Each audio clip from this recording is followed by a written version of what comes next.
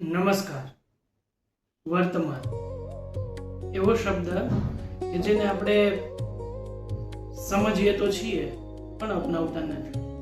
આપણે બધા જ જ્યારે વર્તમાનમાં હોઈએ ત્યારે કાં તો ભૂતકાળનો ભય હોય અને કાં તો ભવિષ્યની ચિંતા હોય.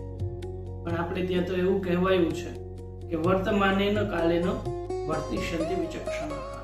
બુદ્ધિમાન લોકો પોતાના પ્રેઝન્ટમાં રહે છે. બર્મન દેશની અંદર એક રાજાએ એના ખાસ વજીરને, એટલા બધા ખાસ કે રાજાને કંઈ પણ નિર્ણય લેવો હોય તો એ વજીરને પૂછે અને પછી નિર્ણય લે. એવા વજીરને કંઈક એવું મિસઅન્ડરસ્ટેન્ડિંગ રાજાને થયું અને કોણે કંઈક એવી વાત કરી કે જેથી તુરંત જ કંઈ પણ વિચાર્યા વિના ફાંસીની સજા આપી દીધી. બરાબર એ જ દિવસે એ વજીરનો જન્મદિવસ હતો. એના ઘરે એના કેટલા બધા મિત્રો આવ્યા હતા. સુંદર મજાનું ભોજનનું આયોજન હતું અને ત્યારબાદ સંગીતનું આયોજન. સુંદર મજાની મહેફિલ એના ઘરે આજે થવાની હતી. જમણવાર પૂરો થયો. બધા જ મિત્રો એ ફરીથી વારે વારે એ વજીરને મળતા હતા, જન્મદિવસની શુભકામનાઓ આપતા હતા. અને એવામાં સૈનિકો એ ત્યાં આવે છે અને વજીરને કહે છે કે રાજાએ તમને આવું ફરમાન આપ્યું છે, આજે સાંજે 6 વાગે તમને ફાંસી આપવામાં આવશે. એટલે આખી સભા અને આખું એનું ઘર બધા જ હતપ્રભ થઈ ગયા કે ઓહ, હવે શું થશે. અને જે સેલિબ્રેશન મૂડ હતો એ બધો જ એકદમ દુઃખમય થઈ ગયો. બધા એકદમ શાંત થઈ ગયા. ભોજન પૂરું થયું, સંગીત ચાલુ થવાનું હતું એટલે વીણા વાદકો, તબલાવાળા, બધા જ સંગીતકારો આમ હજી તો પોતાના વાદ્યો એ નીકળતા હતા ત્યાં જેને એકદમ ત્યાં ને ત્યાં મૂકી દીધા. આ બધાની વચ્ચે વજીર બોલે છે, અરે શું થયું? કેમ તમે આટલા બધા દુઃખી થઈ ગયા?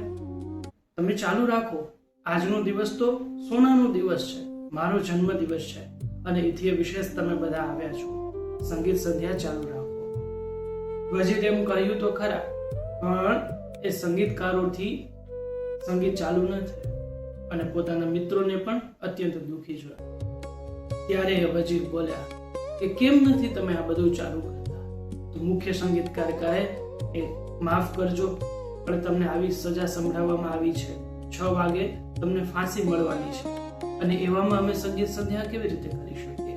એમના મિત્રોએ પણ એમ જ કીધું કે અમે તો જન્મદિવસની શુભકામનાઓ આપવા માટે આવ્યા હતા અને આવો સમય આવી જશે એની તો કોઈ પરિકલ્પના પણ નહોતી. ત્યારે વજીર એ બધા જને જવાબ આપે છે, અરે એ તો 6 વાગ્યાની વાત છે, અત્યારે તો 3 વાગ્યા છે. અત્યારે મારો વર્તમાન તો કેટલો ખુશહાલ છે. મારા બધા જ મિત્રો મારા ઘરે આવ્યા છે. આટલા મોટા સંગીતકારોને મેં બોલાવ્યા છે.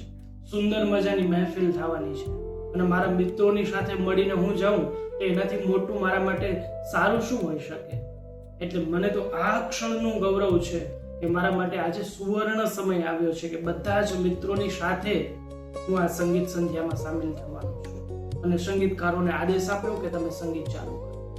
સંગીતની સુરાવલીઓ રાજાના કાન સુધી પહોંચી.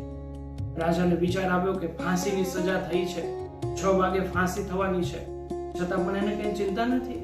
એટલે રાજા તુરંત જ પોતાના સૈનિકો સાથે એ વજીરના ઘરે આવે છે. જુએ છે તો સંગીતની મહેફિલ ચાલુ છે, એના મિત્રો અને એ પોતે જ એની સાથે આનંદ લઈ રહ્યા છે. રાજાએ વજીરને બોલાવ્યા અને કીધું કે તમને જરાય ચિંતા નથી, 6 વાગે તમને ફાંસીની સજા સંભળાવવામાં આવી છે. ત્યારે વજીર કહે છે કે રાજા, 6 વાગવાને હજી 3 કલાકની વાર છે. મારા ભવિષ્યની ચિંતામાં હું મારા વર્તમાન કાળને શું કામ બગાડું? મારા માટે તો આ જ સુવર્ણ સમય છે. અને મિત્રો, રાજાના મગજમાં પણ ત્યારે આવ્યું કે ઓહો, આટલું બધું વર્તમાનમાં જીવવા વાળો વ્યક્તિ શું ખરાબ કરી શકે?